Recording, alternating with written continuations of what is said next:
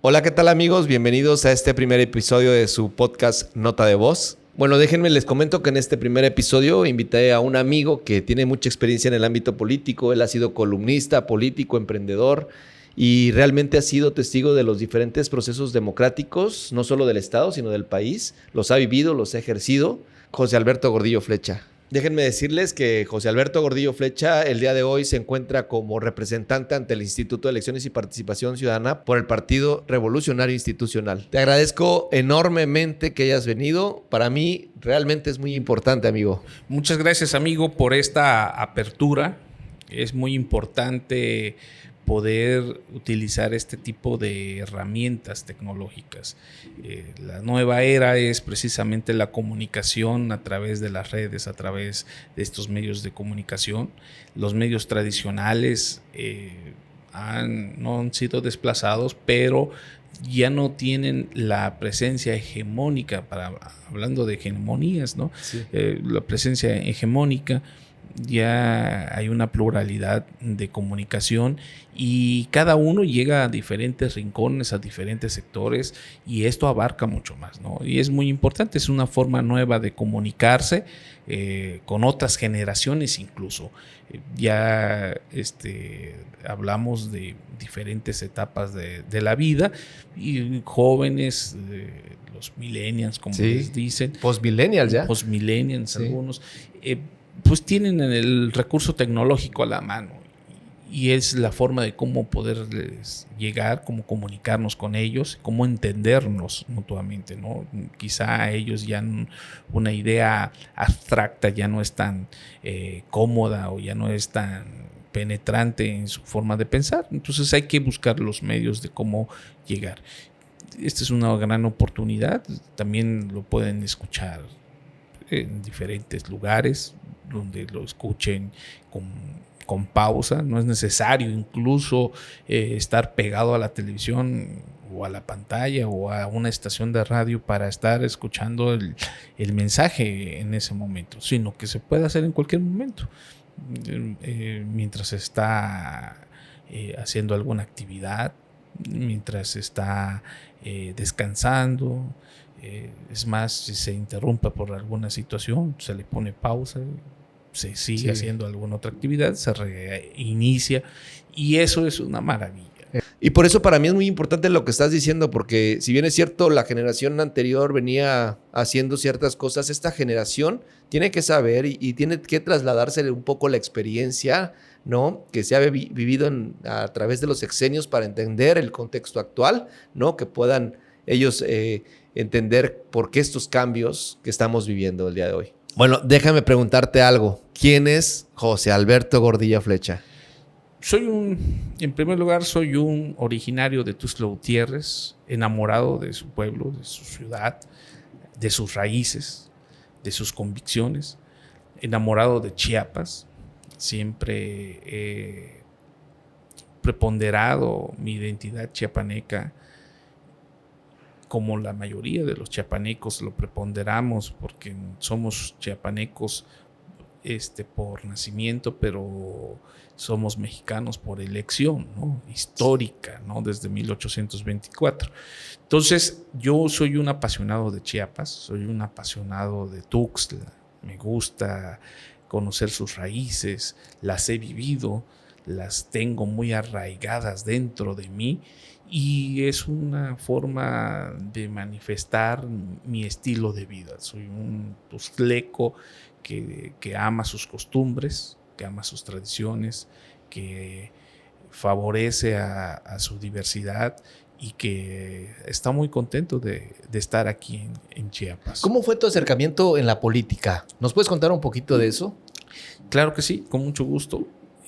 Mi acercamiento en la política fue desde muy temprana edad. Ahí tuvo que ver mucho mi madre. Mi madre era una jefa de familia que nos formó a mi hermana y a mí, y que fue nuestro eje, nuestro guía, y fue padre y madre para nosotros. Sí. Ella tuvo la oportunidad de una familia muy añejada aquí en Tuxtla Gutiérrez, cuando el lugar donde ella nació era la orillada, o parte ya de la orillada de Tuxtla Gutiérrez. Estoy hablando por coordenadas, la cuarta sur y octava poniente, que era la casa de mis abuelos, la casa de mi madre, a una cuadra de la López Mateos. Ahorita es impensable, es parte del centro, pero en ese entonces pues era... Las afueras ya. Las afueras. Era empedrado. Yo todavía tengo vagos recuerdos y en fotografías familiares he visto que cuando yo nací y cuando tenía yo 3, 4 años de edad, las calles de esa zona eran de tierra o eran empedradas. ¿Te tocó no estaban pavimentadas. La pavimentación vino en el 82, arriba del 82. Entonces, me tocó vivir esa parte, ¿no? O sea, entonces, mi madre fue la única de todas sus hermanas que tuvo la oportunidad de sobresalir en ese entonces con una carrera técnica, ¿no? Y como secretaria ejecutiva, ¿no? Estudió y se fue inmersa en eso. Después le movió la cosquilla de querer aprender más y quería ser educadora y lo logró, ¿no? Ella de profesión era educadora, ¿no? Y conocía, y en esos ambos transitarios, como secretaria, una humilde secretaria y una educadora, conoció a mucha gente y se relacionaba con muchas personas y conocía, a mí me sorprendía ese nivel de acercamiento que tenía. Podía saludar y la saludaba un distinguido político del momento, como lo podía saludar una persona del mercado o de cualquier otro sector, ¿no? O sea, esa era mi madre, ¿no? Entonces conocía, se relacionaba. Las relaciones públicas, si en ese entonces yo creo que hubiera existido la posibilidad de que ella estudiara relaciones públicas o lo perfeccionara, hubiera sido perfecta para eso. Entonces conocía a mucha gente y ella se involucraba en los temas políticos, invitaba a los candidatos a la casa, a que fueran y juntaba a algunos vecinos para que escucharan la propuesta del candidato. En los eventos ella se ofrecía como la conductora, como la oradora oficial, organizaba los eventos, ¿no? Entonces le gustaba eso. Nunca lo ejerció profesionalmente como política, era como un hobby que tenía, ¿no? O era una herramienta o era una forma de cómo consolidarse. Pero eso es lo que lo hacía. Ahora lo podemos ver que era una ciudadana que estaba ejerciendo sus derechos, si lo ves desde ese punto de vista, ¿no? Libre y asociarse pacíficamente para poder conocer las propuestas y tomar decisiones, ¿no? Correcto. Respecto de lo que era una mujer muy informada, y por eso conocía mucho, tenía ese talento de sensibilidad, de conocer muchas cosas y que nos daba directrices a nosotros, a mi hermana y a mí. Y que tuvo un defecto para nosotros. Nos enseñó a ser aspiracionistas. Ándale. Nos enseñó a no conformarnos con lo que teníamos, sino a buscar más y más y más. Y de ahí tengo una anécdota muy bonita con ella. Recuerdo muy bien, o sea, el pasaje es muy vago porque no tengo precisadas las fechas, ni me acuerdo muy bien qué edad tenía. Uh-huh. Pero sí me recuerdo el momento y recuerdo qué es lo que estaba sucediendo. Era un sábado por la tarde, lo recuerdo muy bien porque pues eran las únicas espacios que tenía de convivencia con ella. ¿Por qué? Porque mi mamá trabajaba de lunes a viernes y trabajaba arduamente, o sea, casi que no tenía descanso. Entonces los sábados se dedicaba más a las tareas de la casa, a estar con nosotros y a hacer muchas cosas. Y me acuerdo muy bien, ella estaba planchando. Era una tarde lluviosa, recuerdo, porque estábamos refugiados adentro ahí de la casa. Y estaban pasando por la televisión, precisamente en este tema de evolución de muchas cosas que he visto. Yo tuve todavía aunque tengo solo 45 años, Sí, o sea, sí. viví muchas cosas. Y una de esas cosas fue, por ejemplo, tener el acceso a la televisión blanco y negro. Ándale. Yo todavía tuve televisión blanco y negro, ya después a color. ¿Y por qué? Porque pues, en ese momento era un lujo tener una televisión a color. Y sí la teníamos, pero no teníamos lo suficiente para tener una televisión más. Y era una televisión nada más, no era una por cada habitación o por cada espacio, ¿no? O por cada miembro de la familia, como actualmente sucede. Era una sola televisión y era blanco y negro. Después, afortunadamente, tuvimos una color y así fuimos evolucionando. Pero en ese transitar, en esa reflexión, o más bien dicho, esa anécdota que siempre me la he guardado y la digo, la menciono cada vez que tengo la oportunidad, me dice, estaba pasando en la televisión y invito aquí a los que nos estén escuchando que se imaginen una televisión blanco y negro, viendo ahí en las imágenes a una persona que están condecorando, que le están poniendo un medallón y le están entregando un diploma y todo el mundo se pone de pie y lo aplaude.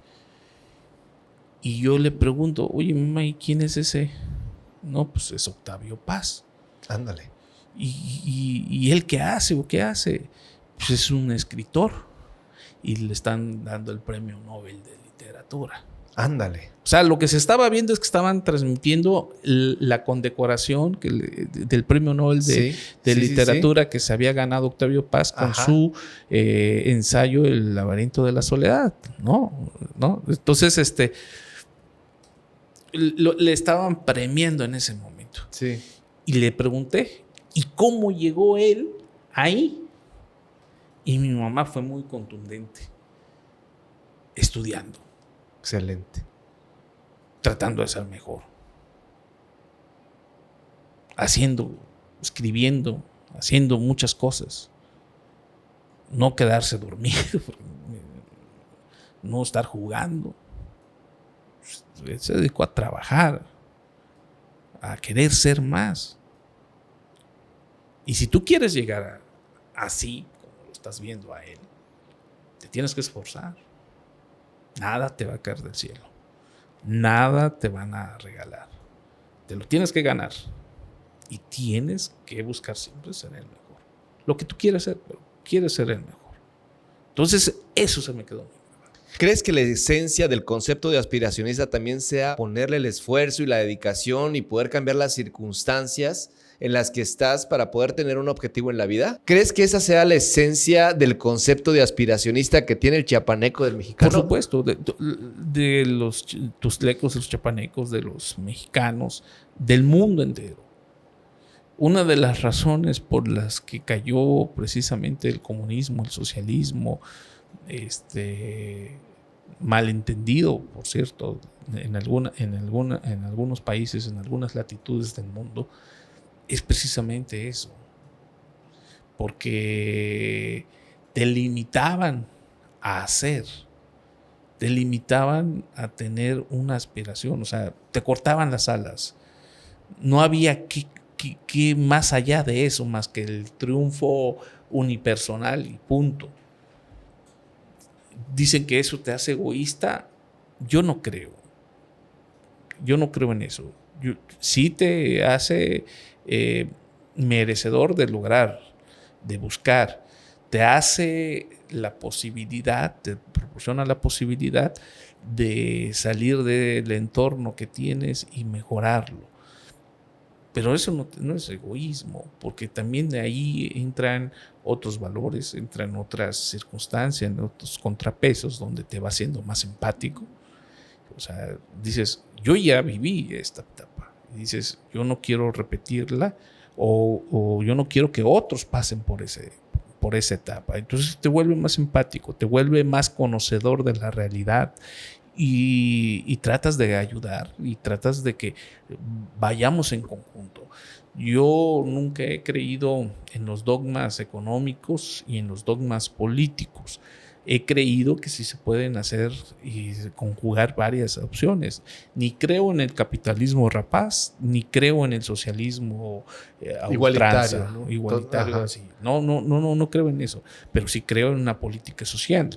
Sí creo en que el capital debe también servir a los demás, ¿no? Debe servir a la base y ayudar. Que va a ser más rico el que es rico, posiblemente. Y para eso es. Sí. Pero la idea es que en ese crecimiento de riqueza de una persona no vaya en detrimento de las otras y que la brecha que existe entre pobreza y riqueza no sea tan amplia, sino que hay un punto de equilibrio. Hay sociedades que para mí son ejemplares y que las observo, las estudio, las analizo y digo, por ahí debe de ser, ¿no? O sea, no son rapaces, ni son, no se tiran a un tema de comunidad o comunismo, de socialismo, ¿no? Lo mejor del socialismo lo han traducido en políticas públicas y lo mejor del capitalismo lo han traducido en esas mismas políticas públicas para que puedan salir adelante. Países como Noruega, Suecia, Finlandia, Dinamarca, tan famoso, sí. Tan famoso sus sistemas de salud, donde la educación, el sistema de salud son gratuitos, donde no el ciudadano no pone ni un peso para eso. Da unas aportaciones simbólicas, pero no llevan el peso consigo. Y el que lo puede pagar, punto. No pasa nada. Pero está basado en lo mejor de cada sistema político, lo mejor de cada sistema económico. Esto implica que tienes que tener una ciudadanía más madura. Es correcto. Una ciudadanía más informada y que pues, pelea por esos espacios, ¿no? Pelea para que el nivel siga subiendo, no vaya bajando. Y eso no los deja de ser aspiracionistas. Tienen un país o una sociedad más igualitaria, pero eso no quiere decir que no respeten la individualidad de las personas. ¿Hay corrupción? La hay, ¿no? Pero también saben que el que comete corrupción, hay una consecuencia. El que comete una infracción a la norma o a la ley, tiene una consecuencia. O sea, así como también existe ese respeto a la libertad, ese albedrío que existe como sociedad, también tiene sus consecuencias. Entonces, hay esos equilibrios. Sí, exactamente. Se habla mucho de estos países porque precisamente su calidad en cuestiones de libertad es amplia, pero también la aplicación de la ley es muy rígida, ¿no? En esta cuestión que caracteriza estos países. Pero también hay que decirlo, ¿no? Estos países tienen un desarrollo democrático de bastante tiempo, ¿no? Sí, nos bastante llevan fuerte y que respetan sus instituciones. O sea, cada evolución que tienen o cada cambio de régimen, no de régimen, pero sí cada cambio de gobierno, el gobierno que llega no manda a decir quiten ese proyecto porque lo hizo fulanito de tal y yo no lo quiero. Quiten ese aeropuerto porque pues, lo hizo fulanito de tal y le veo cara de neoliberal a ese aeropuerto y por su consiguiente no lo quiero. No. O sea, dicen, esto está funcionando, lo sigamos haciendo y si lo podemos perfeccionar, lo perfeccionamos. Y es correcto porque un amigo que precisamente vive en Finlandia me estaba platicando que estaba sorprendido porque veía un proyecto grande y fue a checar qué era y resulta que era una biblioteca que estaban construyendo y el proyecto ya tenía una fecha de inicio, pero tenía una fecha de finalización hasta el 2024. O sea, que ellos están trabajando para una sociedad que ni siquiera todavía podemos decir que a lo mejor existe, ¿no? Y no depende ni siquiera de la trascendencia política que pueda tener, porque los objetivos van más allá de lo inmediato que son las elecciones o los sexenios. ¿Tú crees que esto ha generado un atraso de alguna manera en nuestro país y en nuestro estado? te digo, México es muy plural y tiene diversas visiones, ¿no? Hay una conciencia revolucionaria que quedó arraigada con la idea de que la revolución es el único camino para poder lograr los objetivos, y en su momento lo fue, pero hay otras etapas de la historia y hay otras etapas que tenemos que vivir y que tenemos que emprender, porque si no nos vamos a estar aterrando al pasado, ¿no? Hay que buscar cómo mejorar esta situación. Claro que se ha atrasado y muchas de las veces han existido gobiernos de la República, gobiernos de los estados, que han hecho innovaciones y todo el mundo los ataca. Les empiezan a decir que son elefantes blancos, otros que, pues, que no es correcto, que pues, se está priorizando a un sector. Y finalmente, ya al paso del tiempo, se da uno cuenta que estuvo bien eso que hicieron, y que incluso no fue suficiente. Es que correcto. Se necesitaba más modernidad, se necesitaba más, pero bueno, se hizo, ¿no? Y la idea es irlas perfeccionando con el paso del tiempo. Excelente. ¿Cuál tú consideras que ha sido de las lecciones, digo, más importantes que te ha dejado la política, o digamos tu acercamiento a la política o ejerciendo la política? Han sido varias lecciones que he tenido. La primera lección es que esto es... la política debe de ser una herramienta para servir. El servicio. El poder ayudar a alguien. El poder solucionar, aunque sea el tema más para ti insignificante, pero para esa persona posiblemente sea su mundo. Para esa persona posiblemente sea lo todo.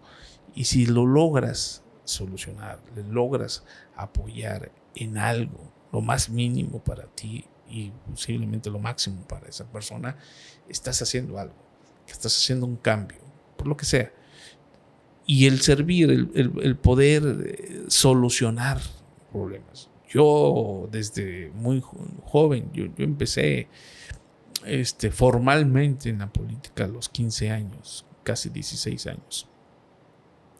Digo formalmente porque a esa edad fue cuando me inscribí en el partido político al que milito. Ya tienes responsabilidades al interior del partido. Ya, o sea, mi primera responsabilidad al interior del PRI fue en el Comité Municipal del Frente Juvenil Revolucionario. Ándale. Ahí fue apoyando a un amigo que hasta la fecha lo sigue siendo, es mi hermano del alma y mi compadre ahora. Y él buscaba ser dirigente del Frente Juvenil Municipal. Y lo apoyé, fui su orador oficial, hice campaña con él en la asamblea y logramos que él llegara como presidente del comité municipal. Y me dieron una cartera ahí de gestión social. Y lo que hacía era precisamente hacer gestión, ¿no? Ir a tocar diversas puertas. Entonces conocí desde muy joven este tema, conocí el partido, conocí el sistema, conocí muchas estructuras de gobierno gracias a eso.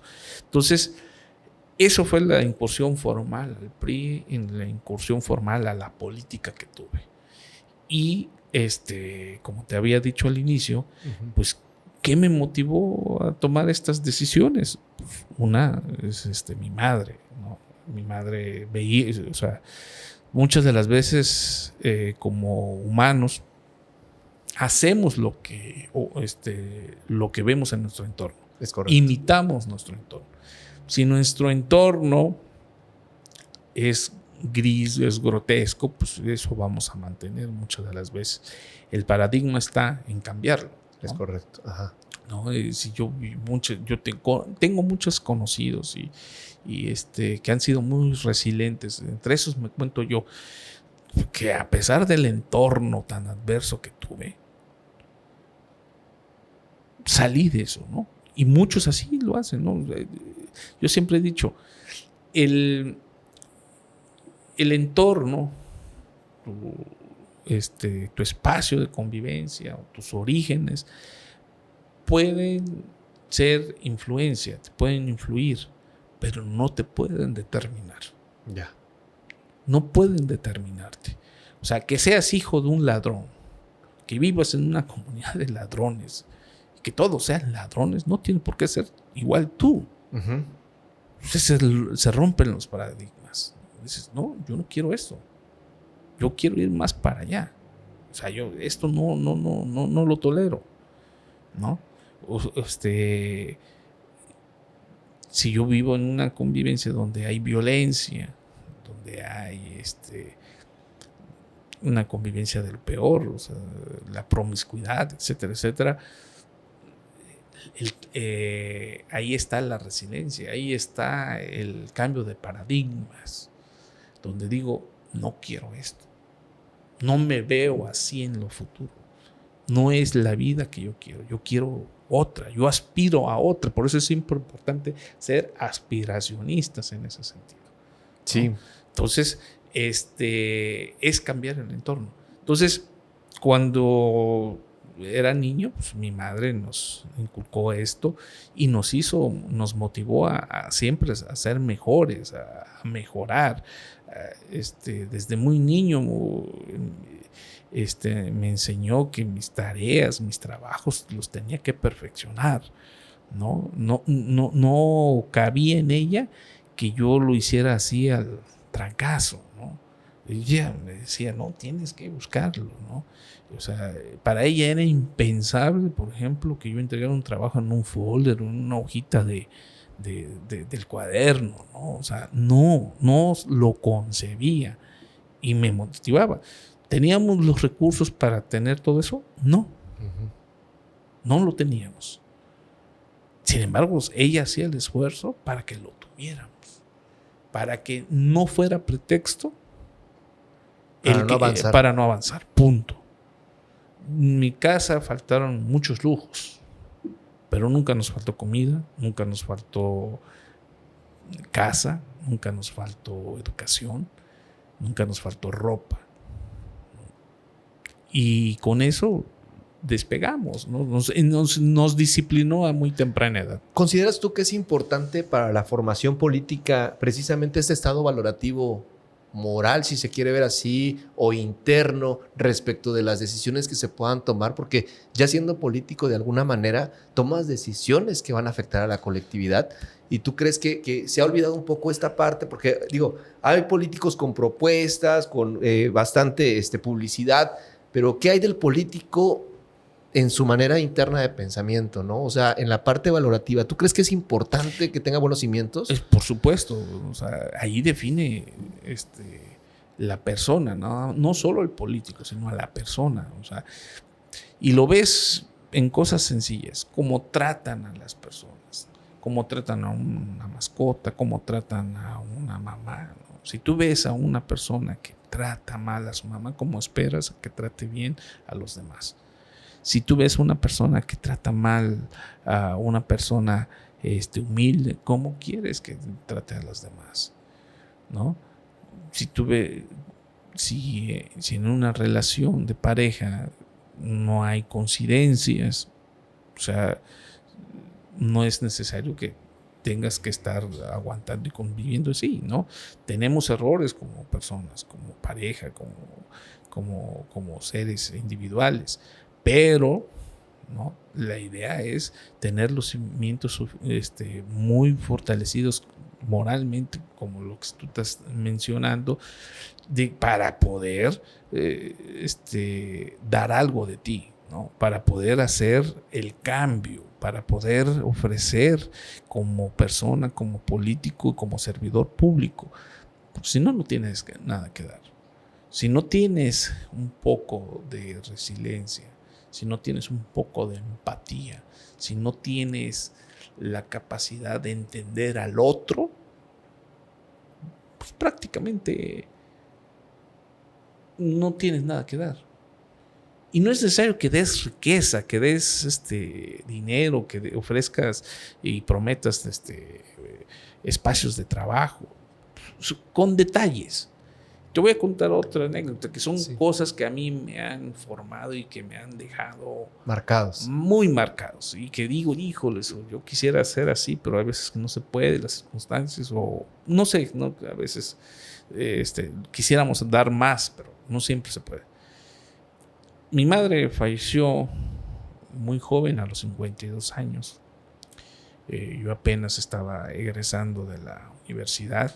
Estaba yo ya viviendo en la Ciudad de México porque me fui becado para estudiar en el CIDE originalmente. Sí. Y allá estaba, ¿no? Lamentablemente se enfermó y tuve que venir a verla, estuve con ella y lamentablemente falleció. Sí. Fue no sé si afortunada o desafortunadamente, su padecimiento fue muy corto y no vivió con mucho dolor durante tiempo. Pero el caso es que ella fallece. En su funeral llegaron diversos personajes, diversas de todos los estratos sociales. Muchas personas llegaron ahí a expresar sus condolencias. Gente que ni siquiera yo conocía. Y entre esas personas que yo no conocía, se acerca una señora muy humilde y llevaba una plantita. Y empezó a preguntar si quiénes eran los hijos de doña Ceci. Y hasta alguien le dice, ahí el joven que está ahí. Y ya me llega conmigo y estaba yo con mi hermana. Y me dice la señora, ¿usted es hijo de doña Ceci? Sí. ¿Usted quién es? Ah, usted no me conoce. Y quizá ella ni se acordaba de mí. Pero yo sí conocía a su mamá. Ay, ¿cómo la conocía? ¿Dónde la conoció? En el ISSSTE. Mi mamá trabajaba en el ISSSTE. Ándale. Y en el hospital del ISSSTE, que está aquí en el Belisario Domínguez, Sí. y en la novena y 14 Es poniente. mismo la Lomita, ¿no? En la Lomita, sí. ahí estaba. Y me dice, ¿qué? ¿Y usted trabajaba también en el ISSSTE? No, me dice, yo vendo plantitas y no sé qué otras cosas vendía afuera del ISSSTE. Uh-huh. Ah, o sea, ¿no es trabajador del ISSSTE? No, yo ahí vendo. Y entonces, ¿cómo la conoció? Ah, porque un día yo estaba ahí vendiendo y su mamá iba pasando, iba entrando, ¿no? O iba saliendo, no sé bien, ¿no? Cómo estaba el asunto. Pero dice que la vio llorando, ¿no? O sea, mi mamá vio llorando a la señora y que se le acercó y le preguntó, ¿qué tiene? ¿Está usted bien? No, es que estoy desesperada. ¿Por qué? Es que mi hijo tiene mucha calentura, está enfermo. Mi hijito aquí lo tenía ahí en brazos, ahí un niño, yo creo que como de 2 o 3 años, me dijo la señora. Y no sé qué tiene. Le dice, ¿ya lo llevó aquí el doctor? No soy derechohabiente, no tengo para un médico. ¿Y cómo es posible? Estando a la orilla del hospital, ¿cómo es posible que no pueda usted? Espera usted. Se fue mi mamá. Al ratito, no sé cómo convenció a los médicos, no sé cómo lo hizo, pero fue atendido el niño. Ándale. Y resuelto su problema. No era algo de gravedad, por lo que vi, por lo que entendí más bien. Pero se resolvió. Y mi mamá ayudó en eso. Entonces, fue algo esporádico, algo mínimo que hizo. O sea, mi mamá en ese momento no magnificó la situación, ni lo hizo por un interés ni nada. O sea, ella vio una persona con un problema y la quiso ayudar y la ayudó. Y esa persona, años después, llegó a ofrecer su reconocimiento, sí, a doña Ceci. Es correcto. No, a mi madre, ¿no? Agradecerle. Sí. Con una plantita. Y ahí se la dejó. Eso fue lo que, de las circunstancias, de las anécdotas, de los momentos que más me han marcado en la vida. Tener una madre así. Conocer a una persona que se puede quitar la ropa para dársela a otra. Yo no soy así. Quisiera hacerlo. Pero ese es el ejemplo que yo recibí. La planta nos enseña la esencia de lo que es realmente lo que nosotros llamamos el amor al prójimo, el servicio, la esencia del servicio, de ver a aquella persona doliente, si quieres verlo de esa manera, necesitada de alguna forma, y que haya dado una respuesta de esa trascendencia. Sobre todo también el hecho de ver cómo la gente es agradecida, ¿no? Cuando es en esencia y sin ningún interés más que el hecho de ayudar y apoyarse, porque realmente y finalmente estamos en una sociedad en la que hagas o no hagas, sí impacta de alguna manera, ¿no? Claro, lo que hacemos a diario impacta. Sí. Tú no sabes lo que puedes generar, no sabes a quién le pasa. Con una simple sonrisa, con un simple saludo, no sabes lo que puedes potenciar. No sabes lo que puedes provocar en una persona. Quizá esa persona salió deprimida, salió con un gran problema, y con el solo hecho que le des una bendición o la saludes correctamente y la respetes en su dignidad, le hiciste el día y le puedes cambiar la vida, le puedes cambiar el paradigma. Eso siempre lo he creído.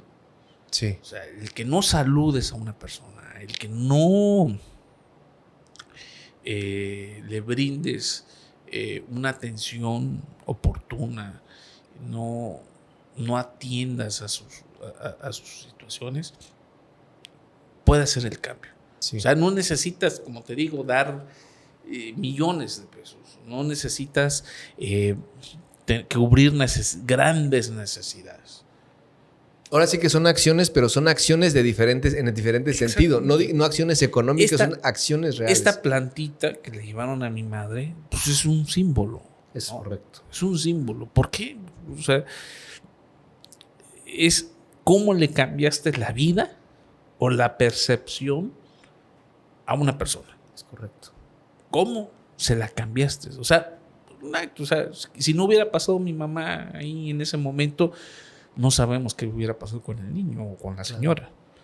Pero en ese momento pasó y mi mamá creyó que podía cambiar la circunstancia de ese niño y lo hizo.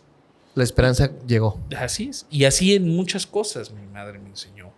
Lo otro, el saber siempre tener una sonrisa. Mi mamá me decía que tenía yo una cara muy adusta, que era muy serio y todo eso. Que tenía que sonreír, procuro sonreír y me gusta sonreír y río mucho, río a carcajadas, pero y mi mamá decía, no, eso, una sonrisa, o sea, tú no sabes, y lo veía yo en el accionar diario de ella. O sea, yo la acompañaba a veces a su trabajo y veía cómo trataba a la gente, a todos, cómo los trataba por igual. Ella no distinguía. Claro. O sea, los trataba por igual. Excelente. Oye, y hablando en ese sentido, nos pudieras compartir, y es que el PRI tiene muchas... ha sido criticado en algunos tiempos. Bueno, hasta el momento yo creo, ha sido, juzgado de alguna manera por el tiempo. Pero quiero preguntarte algo particular.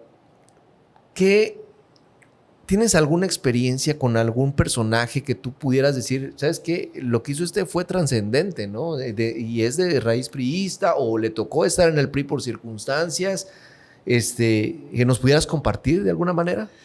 Viví muchas épocas del PRI. Yo llegué al PRI en un momento donde era jauja todo, donde había dispendio, donde había abundancia, donde no había problemas en nada. O sea, iba yo, tocaba una puerta y decía, vengo del PRI, necesito que me ayudas. Casi me abrían las puertas. O sea, no había ese problema, ¿no? Y ahí conocí a mucha gente y empecé a tener referentes. Desde antes yo leía y estudiaba la política y trataba de entenderlo. En esa época, estamos hablando alrededor del año 92, más o menos aproximadamente, fue cuando incursioné. Pues estaba pasando el país una etapa muy difícil. Estábamos bajo la presidencia del licenciado Carlos Salinas de Gortari, y ese fue la verdad fue un primer referente, ¿no? Porque era un político profesional muy joven. Sí. Él llegó a una edad de 39 años a ser presidente de la República, y acompañado de un equipo muy joven también, ¿no? Nosotros lo veíamos muy adultos, pero si te pones ya después de lo que revisabas decías, no, oye, pues estaban bien jóvenes. Sí, sí, sí. ¿No? Acompañado de un Luis Donaldo Colosio, ¿no? Pues esos fueron los referentes, ¿no? Porque vi esa transición de cómo se acabó la política corporativa.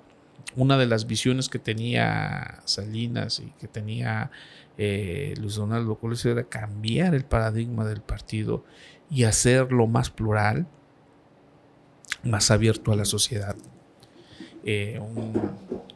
Un partido con nuevas reglas y donde ya no estuviera basado en el corporativismo, sino que tuviera una esencia más ciudadana y donde tuviera una participación más activa de todos sus sectores. Ajá. En su momento, te digo otra vez con lo que dije, Ajá. muchos de esos cambios, de esos avances fueron en detrimento de la hegemonía del propio partido. ¿Por qué? Porque el ser más plurales, el albergar a diferentes corrientes, el hacer las cosas de otra manera, pues implica cambios, implica el tener que sacrificar algunas cosas. Y si estábamos hablando de pluralidad, y si estábamos hablando de cambios democráticos, pues era un contrasentido que no se aceptara que habían otras fuerzas políticas. Así es. Y pues que se tenían que llegar al consenso con ellas. Y se hizo el ejercicio de la política, llegar a acuerdos con otros partidos políticos como el PAN en su momento, como el PRD después, que para poder tener gobernabilidad y para que pudiéramos crecer. ¿Qué sucedió? En el gobierno de Salinas de Gortari, y es algo que pues en la parte dura del PRI no se lo ha perdonado. Se perdieron elecciones. Sí. El primer gobierno que se perdió en ese entonces, el primer estado que se perdió, sí, fue Baja California. Sí. Con el PAN, Ajá. con Rufo, ¿no? Sí. O sea, el tener que salir un Luis Donaldo Colosio, presidente nacional del partido, a reconocer el triunfo de la oposición en un momento donde el PRI era el todopoderoso, fue trascendente. Es trascendente. Sí. Es reconocerlo. Porque bien pudieron haber operado en contra y poder decir, no, aquí no pasó nada y no ganó el PAN, sigue gobernando el PRI, a como vinieran las cosas. Y no. ¿Por qué? Porque era un acuerdo nacional, un acuerdo político, el poder transitar hacia otras opciones. Porque estaban convencidos, principalmente Luis Donaldo Colosio, esa generación de políticos estaban convencidos de que el PRI corporativo, que el PRI hegemónico, que el PRI con esas reglas anquilosadas, esas reglas del pasado, ya no eran suficientes para mantener al PRI vigente. Que se tenía que hacer ejercicio de la política a través del PRI, sí, pero de una forma diferente, ¿no? Y eso fue trascendente. En ese momento no se entendía. Se decía traidores porque entregaron el poder a otras manos, de otros estados, de otros municipios, ciudades importantes, llegaron a manos de la oposición, principalmente del PAN y después en algunos lados del PRD. En esa apertura democrática le tocó lidiar al expresidente o al presidente Salinas de Gortari y a Luis Donaldo Colosio y ese grupo político que le fue dando forma, una nueva cara al PRI. con Luis Donaldo Colosio se inauguró, se instauró lo que hoy conocemos al interior del PRI como el Consejo Político, tanto nacional como estatal y municipal, un órgano de decisión colectivo que antes no existía.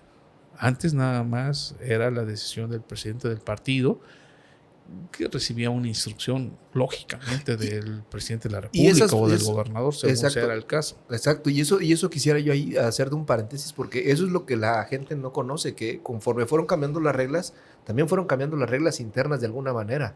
También la pluralidad se fue dando en las raíces del PRI. Por supuesto. Y la apertura se fue dando de esa manera. Por supuesto, ¿no? O sea, mira ese cambio trascendental. Ajá. Que para muchos pasa desapercibido. Uh-huh. Pasa desapercibido porque no vieron esa trascendencia, pero hacer colectivo las decisiones. O sea, el propio PRI tenía sus contrapesos. Sí. ¿No? Y podrían decir, eso era un partido hegemónico, podrían decir el presidente era el rey en turno, pero no era un todopoderoso como se pretende hacer ahora. Ajá. O sea, sus decisiones tenían contrapesos. El presidente de la República, que era el jefe del partido, era el jefe de la República, se veía como el Tlatoani, ¿no? Sí, sí, sí. O sea, tenía sus contrapesos. Te voy a poner un ejemplo. Uh-huh.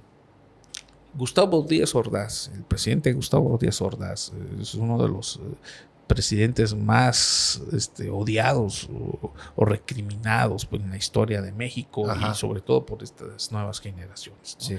Sí. Al hablar de don Gustavo Díaz Ordaz es hablar en palabras de otros, no en las mías, pero en las palabras de otros, como el retroceso o casi un dictador, ¿no? Y lo es por el tema del 68, ¿no? Que le quedó muy marcado, una gran mancha en eso. Pero ese personaje tan denostado, que no se merece tanta denostación, pero bueno, fueron las circunstancias políticas que tomó decisiones, algunas equivocadas, otras acertadas, pero bueno. Dos lecciones muy importantes con en ese entonces. Una era el tema del 68, precisamente. Uh-huh. Después del 68, él asumió la responsabilidad. Dijo, no sé si estuvo bien o estuvo mal, pero yo en ese momento tenía la necesidad de la información con la que contaba tomar una decisión y la tomé y punto. Lo dijo en un discurso, asumo la responsabilidad histórica, política y personal que esto me infiera. Lo asumo porque tenía que tomar una decisión. No lo dejó así al vacío. No, es que tengo que consultarlo. Vamos a hacer una consulta para ver si lo ven bien. O no fui yo, fueron los conservadores, fueron los del pasado, fueron otros los que... No, asumió la responsabilidad. Es un talante que muy pocas veces vemos.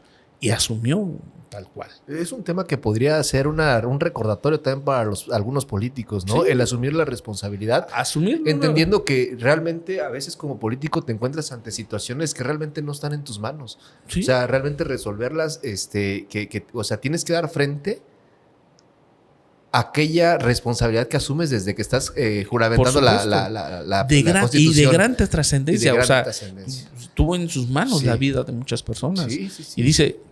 Posiblemente, no lo sé, es cierto, pero lo supongo que él decía, pues, me manché las manos de sangre. No había justificación alguna. No había justificación alguna, pero tuve que tomar esa decisión. Con la información que yo tenía, tuve que hacer eso, punto. Sí. Estuvo bien, estuvo mal, él mismo lo dijo, me va a juzgar la historia. A la luz de la historia dicen, estuvo mal, no han salido muchas luces de ese periodo. Hay muchas versiones muy románticas, otras versiones muy disparadas. O sea, el tema es que no se ha llegado a una conclusión efectiva de lo que sucedió. Pero el caso es que él asumió esa responsabilidad. Y ya no volteen a ver a otros personajes. Yo fui el responsable, yo fui el que tomé la decisión, yo era el comandante de las Fuerzas Armadas en ese momento y ordené al ejército que hiciera ese despliegue. ¿Se salió del control? Posiblemente. Se salió del control.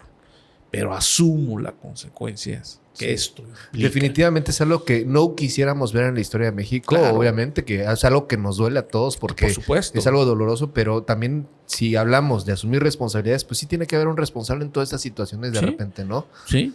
Que no fue castigado porque no habían los mecanismos en ese entonces para poderlo castigar. Es correcto. ¿No? O sea, quizás si hubiese sido en esta época, hubiera sido incluso acusado ante la Corte Interamericana de Derechos Humanos y ser juzgado por delitos de lesa humanidad, ¿no? O sea, no habían esos mecanismos. Estábamos también o la responsabilidad del Estado mexicano. O la responsabilidad del Estado mexicano. No tenía un sistema de responsabilidades efectivo como lo tenemos ahora o como se está tratando de tener o de consolidarlo.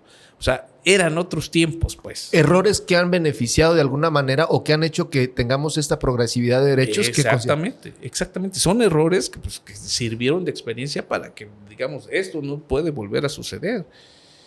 Lamentablemente, ese tipo de hecho sucedió para una cuestión a la inversa. A partir de ahí, la mayoría de los gobernantes tuvieron miedo de ejercer el poder y muchas de las veces replegaban sus decisiones y tomaban una decisión más política o una decisión de cruzarse los brazos muchas de las veces para no hacer algo. ¿Por qué? Porque tenían miedo a ejercer el poder, a tomar una decisión y pasar a la historia como lo pasó el expresidente o el presidente Gustavo Díaz Ordaz. Entonces, esa es una primera lección. La segunda era en el tema de la sucesión. Es un secreto a voces que el presidente en turno no era el que decidía finalmente. O sea, tenía la última palabra, más correctamente. Tenía la última palabra, es el que trataba de que alguien fuera su candidato. Pero al interior del partido habían diferentes fuerzas y habían círculos de poder muy poderosos, muy consolidados, que eran un contrapeso al presidente. Y no precisamente todo lo que dijera el presidente se tenía que hacer. ¿No? Él podía decir, yo quiero que este fulanito o fulanita tal sea el candidato o la candidata. Pero tenían un sistema de cómo hacer una consulta sin hacer una consulta. No sé cómo explicarlo. Sí, era un consenso, digamos, ¿no? Entre las fuerzas pero, internas. O sea, los paseaban, los hacían hacer un ejercicio del poder para ver si podían. Era viable. Si era viable, si tenían la aceptación de la gente, ¿no? Ya. Entonces, y de acuerdo a las circunstancias, decidían. Así funcionaban las cosas. Así funcionaban las cosas, ¿no? Sí. Entonces, cada presidente tuvo esas disyuntivas y querían, la historia lo refleja, y nos podemos ir a la documentación que existe, que regularmente un presidente quería a un determinado personaje. Las circunstancias le hicieron tomar la decisión sobre otro y decantarse a apoyar a otro, y que no siempre fuera su preferido, ¿no? Entonces, es lo que sucedió. Y ahí va un ejemplo. En ese entonces, don Jesús Reyes Heroles era muy cercano al presidente Díaz Ordaz. Era presidente del partido, ¿no? Y pero tenía un impedimento constitucional para poder ser presidente de la República. ¿Cuál era ese impedimento constitucional? Pues que era de padres españoles, ¿no? Entonces él no podía ser presidente. Pero él era el consentido del presidente Gustavo Díaz Ordaz. Y se lo planteó y le dijo, oye Chucho, porque así le decía, oye Chucho, ¿cómo ves que pudiera ser candidato? Y él mismo, ahí es donde es la estatura de miras de los personajes, ¿no? Cuando están bien cimentados. Dice, no, presidente, no me haga eso. Es cargar con un señalamiento casi apátrida, ¿no? O sea, no puedo ir con una regla que ya está y que me lo cambien a modo en este momento. Pues se puede resolver con una reforma constitucional. No va a encontrar usted eco. No, los diputados tienen que hacer lo que yo diga. No va a encontrar eco. Y lo van a hacer. Posiblemente lo obedezcan. Pero no es correcto, presidente. No lo hagamos. Pero tú serías un extraordinario presidente de la República. No lo sé. Pero no lo hagamos. O sea, dicen, era un partido hegemónico, era un partido todopoderoso, el presidente era el todopoderoso, pero también tenían sus límites. Se autolimitaban. ¿No? Y no fue el candidato. Esa autolimitación fue lo que hizo que el PRI de alguna manera estuviera tanto tiempo en el poder. Sí, porque compensaba. Ajá. O sea, habían compensaciones, ¿no? No te tocaba, pero había la esperanza de que pues, en 3 años o en 6 años, según fuera la situación, te tocara. Sí. Y había para todos, había para repartir el pastel, como comúnmente se dice, pero era para todos. No, un grupo político no lo tenía todo. Tenía que llegar en consenso con los demás. Y ese ejercicio de la política hizo la permanencia del PRI, de las reglas no escritas de la política mexicana, que le dio certeza, dio estabilidad, sí. y se fue dando las sucesiones Ajá. de una forma ordenada. Al interior, pues era una cena de negros. Sí. O sea, todos contra todos. Pero ya para la foto, salían todos unidos y ya se tomaba la decisión. Y lo que trato de reflejar con esto es, o sea, se habla de una hegemonía, pero al interior del PRI también había esa pluralidad que hacía los contrapesos. Al interior de las instituciones gubernamentales habían esos contrapesos y no se iban a tomar decisiones. Es más, otro referente de la política, como Carlos Salinas de Gortari, ¿no? O sea, que lo acusaban de autoritario, etcétera, etcétera, etcétera. Cuando sucede el lamentable magnicidio de Luis Donaldo Colosio, el PRI se queda sin candidato. Ya había pasado el periodo para hacer registros de candidatos. Ya estábamos... había pasado, se había agotado el límite constitucional para que los que eran servidores públicos pudieran renunciar y poder participar. Sí. Él, en su baraja de posibilidades, contabilizaba a un Pedro Aspermeya, por ejemplo, que le hubiera gustado que él fuera el candidato. Habían otros, pero estaban todos como funcionarios públicos. Entonces no podían ser candidatos, no, eran inelegibles. Entonces alguien le sugirió que enviara una reforma constitucional para que se modificara esa situación, ¿no? Y permitiera que se acotara a menos tiempo la temporalidad para renunciar, asumir. Sí, y hacer algunos otros cambios, ¿no? Y le dijeron que no podía hacer eso, que si lo hacía atentaba con los equilibrios, que atentaba con el sistema político. Sobre todo por el antecedente que ya en la entrada de la anterior, digamos, competencia electoral tan cuestionada, ¿no? La del presidente Carlos Salinas de Gortari. Y tratar de hacer esas reformas significarían una situación ahí como de no solo al interior, sino también ya con aquella fuerza y potencia, sí, que de alguna manera ya venía creciendo, iban a dar, ¿no? Un arma, decían los que le dijeron que no, era darle un arma política a la oposición y ahí sí perder el control de todo. Entonces, vieron diferentes aristas, ¿no? Al interior del propio partido. Consensudamente el presidente dijo, no, entonces abortaron esa misión. Ajá. Pero sí, sí, de lo que refieren algunos analistas, dicen que casi era un hecho que sí iba a mandar esa reforma, ¿no? Pero le dijeron, no vamos a tener la legitimidad. Podríamos ganar, pero no vamos a tener legitimidad. Sí. Y se recularon sobre esa situación. Entonces, lo que quiero es puntualizar que a pesar de tener el control todopoderoso, lo intentaron, o sea, nunca enviaron la iniciativa, pero estaba la plática, o sea, estaba, pues, o sea, y le medían el agua a los tamales, como decimos comúnmente, ¿no? Dijeron, no es por ahí.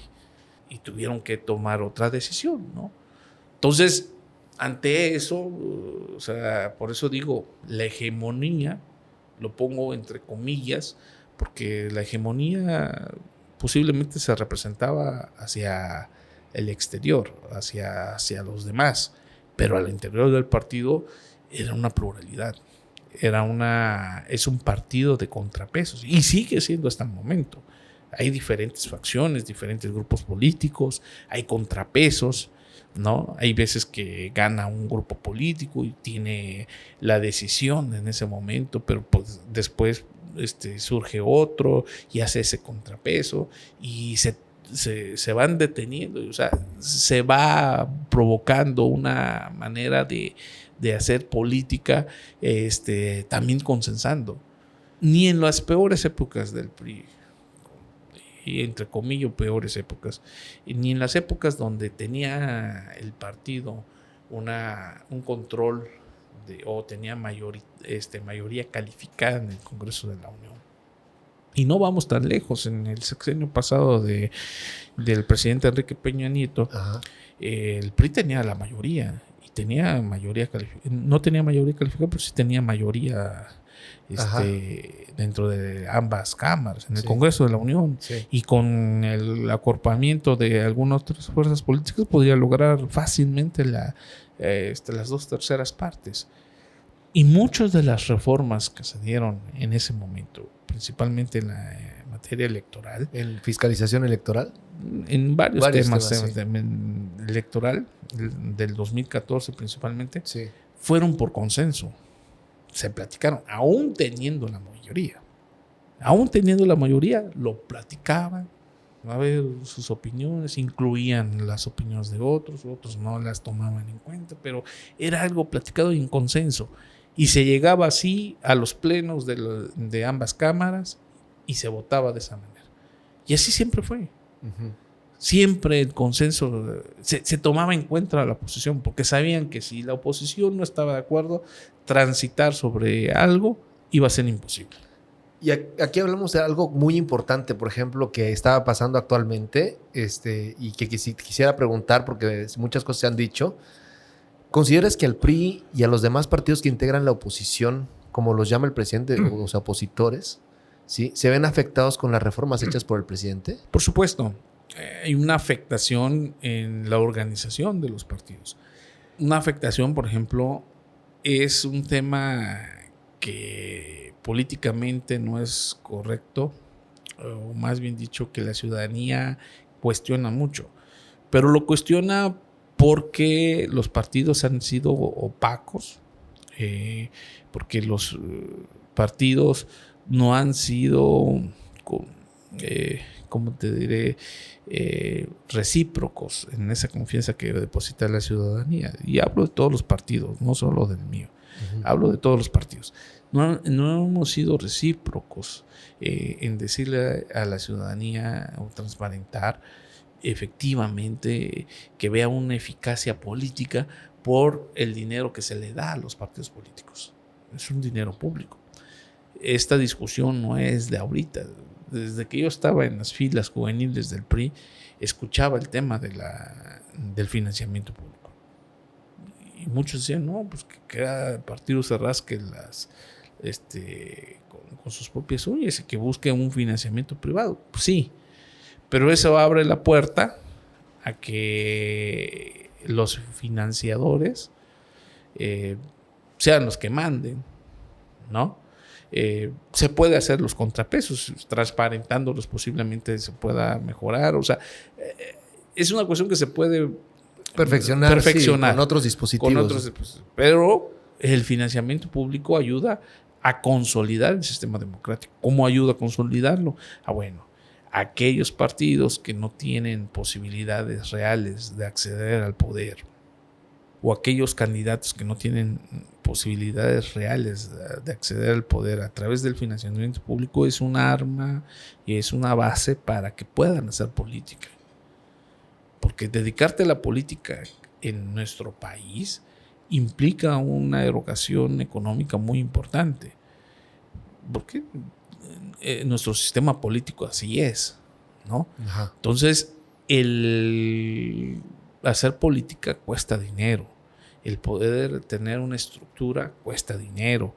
El tener presencia en cada municipio, en cada sección, en cada colonia, en cada ranchería, en cada lugar del estado, del municipio, del país, cuesta dinero.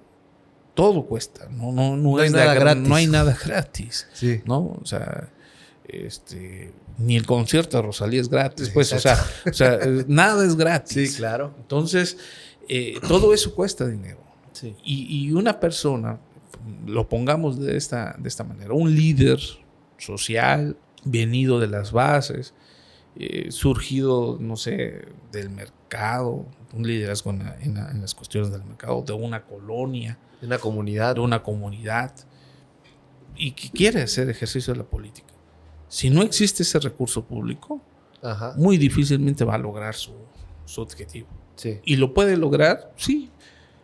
Pero va a tener que pactar posiblemente con el crimen organizado, con los factores reales del poder, o sea, el poder económico, los poderes fácticos, para que pueda acceder. Y ahí ya se corrompió el liderazgo, ¿no? Sí. Esa es una de las situaciones que se puede perfeccionar, sí. ¿Qué se puede hacer? Es posiblemente reducir el monto asignado a los partidos políticos, la fórmula, cambiarla o destinarla de otra manera y que los partidos muestren eficacia en el ejercicio de esos recursos. Que la ciudadanía sienta que pues, si se le está dando un recurso a ese partido político, lo está empleando correctamente. Así es. Que no lo está despilfarrando, no lo está utilizando para que se enriquezcan las dirigencias. No, sino que vea que se está utilizando para fortalecer el sistema democrático. Exactamente. Y hablando de eso, ¿tú qué consideraciones tienes en caso de que se logren aprobar estas acciones afirmativas? ¿Cómo crees tú que sea a nivel municipal? ¿Qué aspectos consideras tú importantes observar para aquellos que pretenden competir? Las acciones afirmativas son un paso hacia adelante de la sociedad, no solo en México ni en Chiapas, sino en el mundo. O sea, es un reclamo mundial, no es una cuestión local. Nosotros hemos tenido que irnos empatando al concierto internacional. El PRI es el primer partido y hasta ahorita ha sido el único partido que ha sido proclive a las acciones afirmativas. Y te voy a decir por qué. Porque en su época más dura, que fue al final del salinato y principios del sexenio del doctor Ernesto Zedillo, al interior del PRI, así como lo hubo ese cambio de paradigma de la instauración de un consejo político para la toma de decisiones del propio partido, legitimación de las decisiones del partido, también se cambió el tema de las dirigencias. Ya. Y empezamos con las dirigencias. Es decir, la primera acción afirmativa que incursionó dentro del interior de la elección de las dirigencias de los partidos es el tema de paridad. Ya. Tiene que ser paritario. Y las cuotas de género. ¿Cómo? Bueno, el que era electo presidente del Comité Ejecutivo Nacional del partido, él era electo, pero tenía que llevar en su fórmula o tenía que nombrar como secretario general a una mujer. No había de otra. Y así se empezó. Entonces, ahí empezaron las combinaciones. Si la mujer era presidenta del partido, por ejemplo, la primera mujer que recuerdo que fue presidenta del PRI fue Dulce María Sauri Riancho. Sí. ¿No? Por ahí Beatriz Paredes también en su momento, ¿no? Pero mucho después. Sí. Pero la primera que yo recuerde fue Dulce María Sauri Riancho. Sí. ¿No? Sí. Y así se iban compensando, ¿no? Y eso bajó a nivel estatal y municipal. Al momento sigue siendo así. el que si hay presidenta mujer, el secretario general es hombre. Si hay presidente hombre, la secretaria general es mujer. Y así en todos los órganos internos incluso del propio partido. Hasta el momento somos los únicos. Si tú te pones a ver a otros partidos políticos, no hay esa paridad. Nosotros sí, lo tuvimos desde esa temprana edad. Preparado el PRI para...? Estaba preparado para eso. En sus estatutos ha modificado en muchas ocasiones, y lo más reciente fue la modificación de sus estatutos para que tengan mayor participación. No solamente, en ese entonces fue la mayor participación de las mujeres, donde decía, por ejemplo, en los estatutos que en las listas de diputados y de senadores de representación proporcional tenían que ir 1 o 2. 1 o 2. Un hombre, una mujer. Un hombre, una mujer. Un hombre, una mujer. Ahí empezamos.